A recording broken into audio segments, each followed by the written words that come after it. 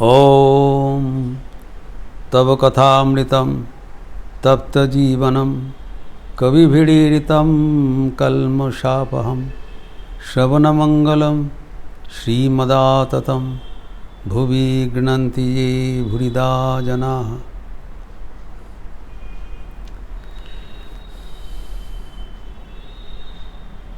Master महाशय अभी बलराम बसु के भवन में एक दूसरा चित्र अंकन किए हैं।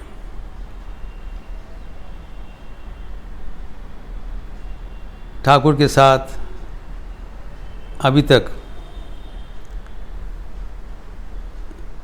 गृहस्थ भक्त का इंटरेक्शन हुआ था, अनेक विचार हुआ था। ठाकुर ने उनके जीवन का पथ निर्देश दिए हैं। अभी उनके जो अंतरंग त्यागी बालकगण है, उनके साथ कितना स्नेह के साथ, कितने प्रेम के साथ आलाप करते थे। Such a frank and friendly relation with his young children,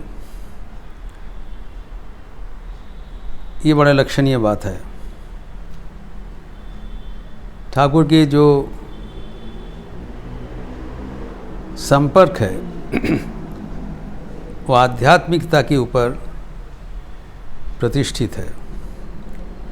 master महाशय बारंबार बोल रहे हैं, इन लोग को नारायण ज्ञान करते हुए ठाकुर व्यवहार करते थे और सदा वो तत्पर रहते थे कैसे इनका आध्यात्मिक जीवन आगे बढ़ सके। जिसे हम देखते हैं, जब निरंजनानंद जी के साथ उनका मुलाकात हुआ, दो एक बार मुलाकात के बाद ही ठाकुर कहते हैं निरंजन को, निरंजन दीन जे जाय रे कव्यार भगवान के डागमी।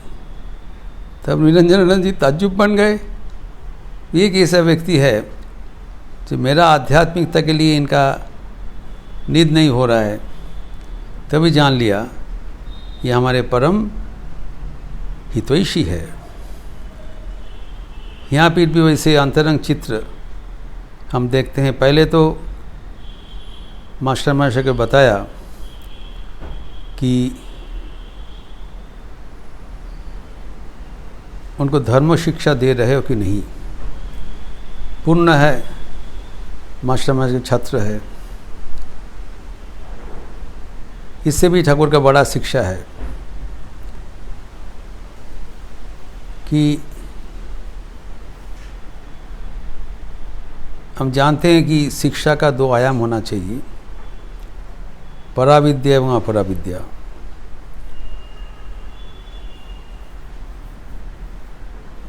अपराविद्या यानी सांसारिक भौतिक ज्ञान, सेकुलर नॉलेज,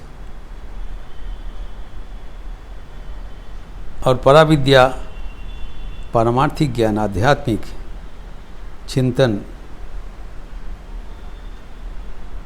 स्पिरिचुअल विजडम, दोनों होना चाहिए। जैसे शास्त्र में कहा गया है, द्वे विद्ये विदितव्ये पराचैव पराच। दुर्भाग्यवशतः हमारी शिक्षा व्यवस्था में अपराविद्या का ही व्यवस्था है। पराविद्या का कोई अवसर नहीं है। धर्म शिक्षा, नैतिक शिक्षा का ना के बराबर बंदोबस्त है, ना किसी का इंटरेस्ट भी है। और इसमें अभिभावकगण का भी कोई चिंतन नहीं है, जबकि सब चाहते हैं जो उनके संतानगण अच्छा बने। तो अगर हमारे ऋषिगण जो निर्देश दिया है, जैसे कि पक्षी का 2 पंख होना चाहिए, a bird can not fly on one wing alone, तो हमारे जीवन में सिर्फ भौतिक विद्या प्राप्त होते हैं तब जीवन तो संतुलित नहीं होगा।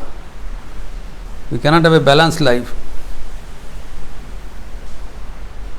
तो जब हम चाहते हैं संतानगण अच्छा बने, बैलेंस रहे, लेकिन उनका शिक्षा व्यवस्था में हमारा कोई इंटरेस्ट नहीं है।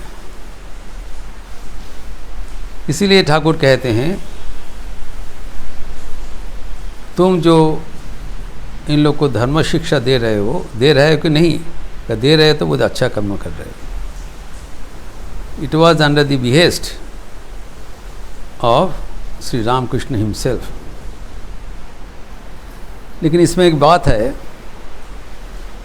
जो शिक्षा दे रहे हैं उनके जीवन उनके शिक्षा का अनुकूल होना चाहिए।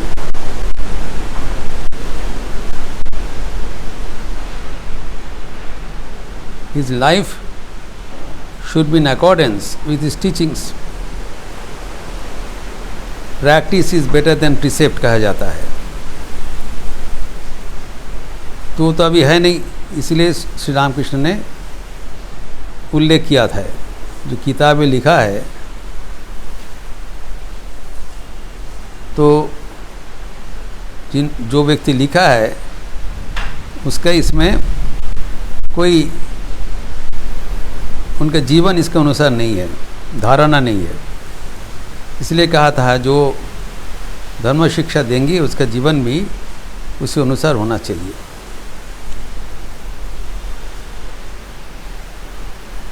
अभी पूर्ण के बारे में श्री रामकृष्ण कह रहे हैं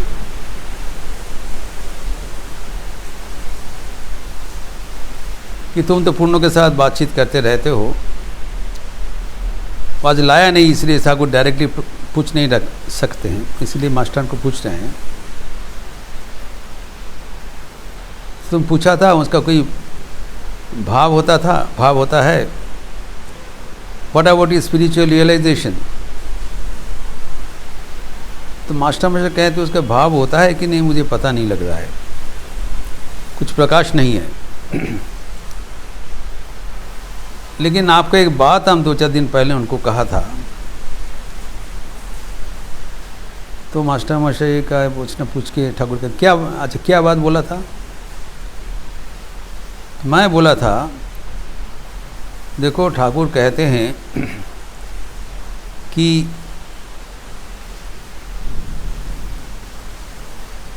जिसका आधार छोटा है वो भाव संरक्षण नहीं कर पाता है, और जिसका आधार बड़ा है वो भाव संभाल सकते हैं। जिसे उदाहरण देके आप समझाते हैं कि शायोर दिघी में, बड़ा जलाशय में अगर हाथी भी उतर जाए तो कोई इसको नज़र में नहीं आएगा, बड़ा दिघी है। लेकिन अगर छोटो डोबाते पड़े और कि गढ़ी में निकल जाए, पहले उतर जाए, तो पुनः पूरा पानी छलांग मार के इधर उधर गिरते रहेंगे और किनारे में आके उसको उथल पथल होगा। तो ये बात मैंने उसको समझाया। अर्थात आध्यात्मिक जीवन में जो अनुभूतियाँ होती है उसको संरक्षण करना चाहिए। इसीलिए कहा जाता है जी जो तो गुप्तो तो पुख्तो, जी जो तो व्यक्तो तो त्याक्तो। अर्थात जिसको प्रकाश हो जाता है, छोटा गड्ढा है तो रख नहीं पाया, वो निकल जाता है पानी। लेकिन जिसका आधार गंभीर है वो भाव संरक्षण कर सकते हैं। भाव का तो कोई सीमा नहीं है। जितना भी भाव संरक्षण करे उतना भी भाव और जमते रहेंगे। अभी ठाकुर कह रहे हैं देखो उनका भाव तो नहीं प्रकाश होगा, अर्थात उसका आधार बहुत गंभीर है। पूर्ण साधारण व्यक्ति नहीं है, वो ईश्वर कोटि है। ईश्वर कोटि होते हुए भी उनको कैसे जीवन यापन करना पड़ा, ठाकुर के साथ कैसे उनका रिश्ता था, इसका अंतरंग परिचय मास्टर मास्टर यहाँ दे रहे हैं। बड़ा रोचक प्रसंग है। ईश्वर कोटि है, उसके साथ तो भगवान का जन्म जन्मांतर का संपर्क है, उनका कार्य साधन करने के लिए लाए हैं। लेकिन वास्तव दुनिया में उनके साथ कैसे रिश्ता है वो दिखा रहे हैं। तो बोला उसका तो ऐसी भाव प्रकाश नहीं होगा। अच्छा तुम, ठाकुर पूछ रहे हैं, अच्छा तुमने पूछा था यहाँ से जाने के बाद उनका कोई परिवर्तन हुआ? अतः ठाकुर के साथ मुलाकात के बाद उनका जीवन में कोई रूपांतर हुआ, परिवर्तन हुआ? That is the main point. तो मास्टर मशाय कहते हैं, अभी असली बात है, मास्टर मशाय कहते हैं हाँ मैंने पूछा था और 4-5 दिन से वो बोल रहे हैं कि भगवान का नाम लेते ही उनका आँखों में आंसू आ जाता है, आज शरीर में रोमांच होता है। सुनते ही ठाकुर कहते हैं तो और बाकी क्या है, अर्थात वो तो पहुंच गए। बड़ा खुश हुआ। दूसरे प्रसंग में ठाकुर ने बताया যখন দেখবে ঈশ্বরের নাম করতে করতে চোখ দিয়ে জল পড়ছে এবং শরীরে রোমাঞ্চ হচ্ছে, তখন জানবে দর্শনের আর দেরি নাই। अर्थात पूरब की गगन में लालिमा छा गई, अभी अरुणोदय होगा, सूर्योदय होगा, उसी का लक्षण है। तो जीवन में आध्यात्मिकता के लक्षण यही है, जब शरीर में उसका असर दिखाई पड़ता है। हमारे स्थूल शरीर में जो सूक्ष्म शरीर का एक असर पड़ता है, there is an effect in the physical body by the intensity of spirituality in the subtle body, और वह है आँख से आंसू निकलेंगे, शरीर में रोमांच। ये विभिन्न शास्त्र में भी लिखा गया है। ठाकुर का भी तो मोहर मोहर होता था, लेकिन पूर्ण का भी वो होने लगा, अर्थात पूर्ण उनका आध्यात्मिकता के लक्ष्य में पहुंच गए। अभी मास्टर कहते हैं बड़ा मार्मिक प्रसंग है एवं नाटकीय रूप में इसका उल्लेख है। मास्टर कहते हैं से दाड़िए आछे, वो खड़े हैं। ठाकुर कहते कहाँ खड़े हैं?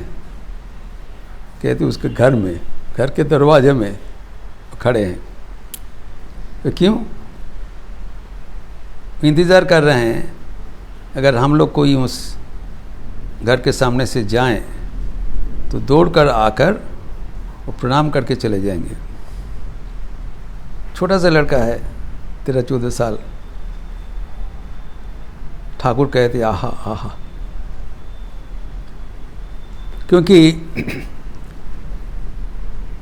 चामड़ा मतलब जो ठाकुर के अंतरंग भक्त है वो आ नहीं सका, उनका खबर पहुंचा था, आ नहीं सका, मास्टर मशा लाए नहीं। अगर कोई व्यक्ति ठाकुर के पास से आते हैं तो संघ के कारण वो भी मेरा आत्मीय है, परम बंधु है, परम प्रियजन है, हितैषी है, उसको अपना समझ के प्रणाम करके जाएंगे। यही है पूर्णकथा ठाकुर के एक आध्यात्मिक रिश्ता का विवरण। अभी मास्टर माशा यहाँ पर कई भक्तों का उल्लेख किया है। दूसरा बात, एक 12 साल का लड़का को लाया उनके साथ, उनके नाम है क्षीरोद। मास्टर मास्टर उनका परिचय दे रहे हैं।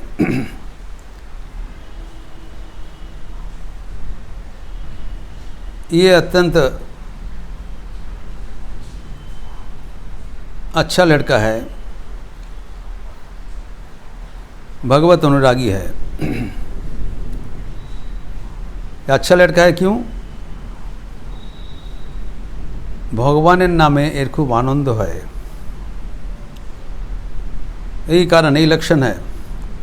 जिनको भगवान का नाम स्मरण करने से, संग होने से आनंद होता है, वही अच्छा है। ठाकुर देखते हुए कह रहे हैं, ये तो दीक्षी हरिनेर चोख, हरिण जैसे आंखें हैं, हरिण की आंखें जैसे होता है, चकित दृष्टि है, सुंदर आंखें होते हैं।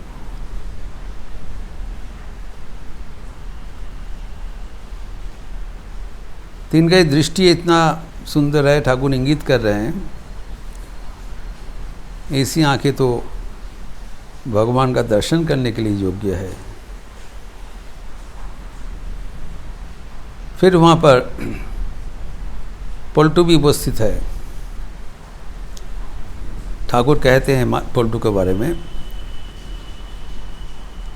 कि तुम यहाँ पर आते हो, तुम्हारे पिताजी तुमको डांटते हैं, तुमको क्या बोला? मैं सुन रहा हूँ, तुम उसको भी जवाब दे दिया, उनके साथ भी बहस किया है। पलटू कहते जी हाँ। ठाकुर कहते क्या बोला? बोले मैं बताया, मैं उनके पास जाता हूँ, ये क्या अन्याय है? इसमें गलती क्या है? मैं ज़रूर वहाँ पर जाऊँगा। और ये भी कहते हैं अगर चाहे तो और आगे और भी बता दूँगा। ठाकुर कहते हैं नहीं नहीं, उतना नहीं। मास्टर कहते उतना मत करो, धीरे धीरे करो।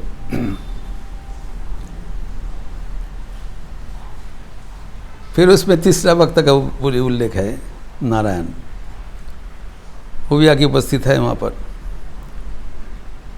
तो ठाकुर अभी हाथ मुँह धोने के लिए जा रहे हैं, इसका भी विवरण है। पश्चिम के बरामदा का उत्तर कोण पर, जो बलराम भवन में आप लोग गए हैं जानते हैं कि भीतर में वो चकबंदी बरामदा है।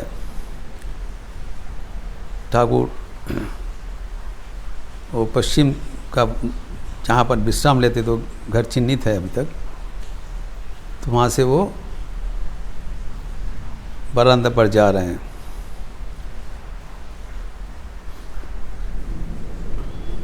तारू नारायण उनका हाथ पान में पानी, अंगोछा लेके जा रहे हैं, उसको पानी डाल रहे हैं, पूछ रहे हैं। ठाकुर कह रहे हैं बड़ी कड़ी धूप, चैत्र का दोपहर है, बड़ी धूप है। अभी देखिए कितने प्यार से मास्टर मास्टर से वो पूछताछ कर रहे हैं। वो कह रहे हैं तुम तो ऊपर में रहते हो, तुम्हारा ही धूप में कष्ट नहीं होता है? मास्टर कहते ज़रूर होता है। आप जानते हैं मास्टर मशाय उनका मकान का जमापुकुन में, उनका मकान के ऊपर में वो छत का मकान में रहते थे, अकेले रहते थे। Being in the family life he used to lead a secluded single, उनका एकोमोडेशन ऊपर में था, बहुत गर्म है और छत में तो कोई गर्म रोकने के लिए कुछ नहीं है। ठाकुर खबर ले रहे हैं, फिर तुम्हारे परिवार का माथा का बीमारी है। She was a mental patient. उनको उन्मादग्रस्त थे, उन्माद का रोग था। इससे गर्मी में अगर उनका कोई असुविधा होगा, कितना कंसर्न है। मास्टर कहते नहीं, मैं उनको नीचे रहने के लिए बोल दिया, मैं नीचे रहने के लिए बोल दिया, वो हमारे साथ नहीं रहता है ताकि उनको गर्मी में असुविधा ना हो। तब बोला कि तुम गई रविवार क्यों नहीं आया? On Sundays used to go, on other days जो स्कूल ड्यूटी है। तो बोला तुम लास्ट संडे पे तो नहीं आया। ठाकुर नोट कर रहे हैं। तो उन्होंने बताया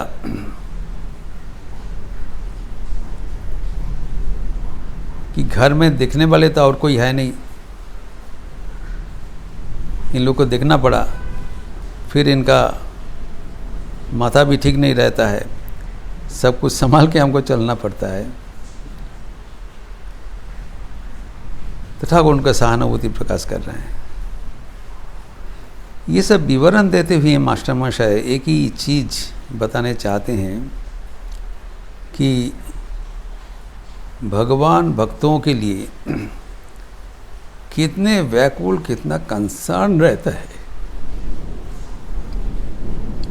ये उनका संवाद है। तो भगवान जो शरीर धारण करके आते हैं, उनका आने का अन्यतम कारण है भक्तगण को साथ रहना, उनके सुख दुख का सहभागी होना,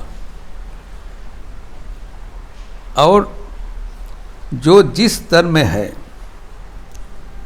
गृही हो, त्यागी हो, छोटे हों, बड़े हैं, सबके साथ उसी अनुसार it comes down to that level.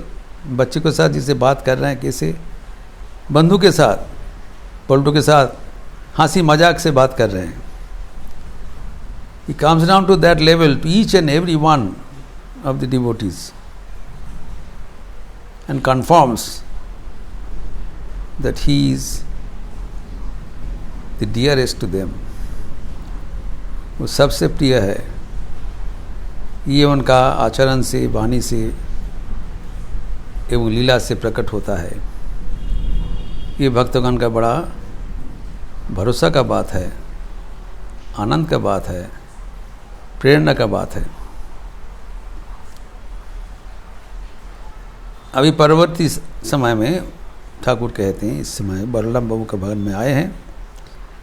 अभी नज़दीक में नीमू गोस्वामी लेन में देवेंद्र के घर में जाएंगे, देवेंद्र नाथ मजुमदार के घर में जाएंगे। ये सब उत्तर कलकत्ता का एक एक पल्ली है। अब जानते हैं कि नीमू गोस्वामी लेन में स्वामी अभेदानंद जी का, रसीदलाल चंद्र उनके पिताजी के घर था। इसका चर्चा हुआ है अभी अभी। तो वहाँ पर देवेंद्रनाथ मजुमदार भी रहा करते थे। वो साधारण भक्त थे, आर्थिक संगति ज़्यादा नहीं था। फिर उसके साथ उसके लेवल में जाके कैसे व्यवहार किया, उनके मन में कष्ट ना हो और फिर उनके आर्थिक कोई असुविधा ना हो, इतना सोचते हुए ठाकुर कैसे उनके घर में जाके आनंद कीर्तन किया, उसका चर्चा हम अगले दिन करेंगे। ओम शांति शांति शांति। हरि ओम तत्सत। श्री राम कृष्णार्पणमस्तु। नवरात्रि का शुरुआत हो गया। हम लोग सब दुर्गा पूजा के लिए इंतज़ार कर रहे हैं। आज द्वितीया तिथि है।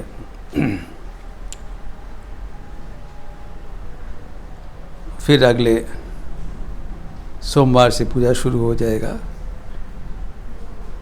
षष्ठी से। षष्ठी के दिन सुबह में एक विशेष सत्प्रसंग होगा, जिसमें शारदीय दुर्गोत्सव का तात्पर्य एवं ठाकुर के क्या विचार दुर्गोत्सव के प्रति, इस संक्षिप्त चर्चा उस दिन होगी। पूजा का प्रसंग में पूजा के पहले उसको कह दिया जाएगा, ताकि हम लोग शारदीय दुर्गोत्सव सही ढंग से पालन कर सकें। आप लोग अच्छा रहिए, स्वस्थ रहिए, आनंद में रहिए। नमस्कार।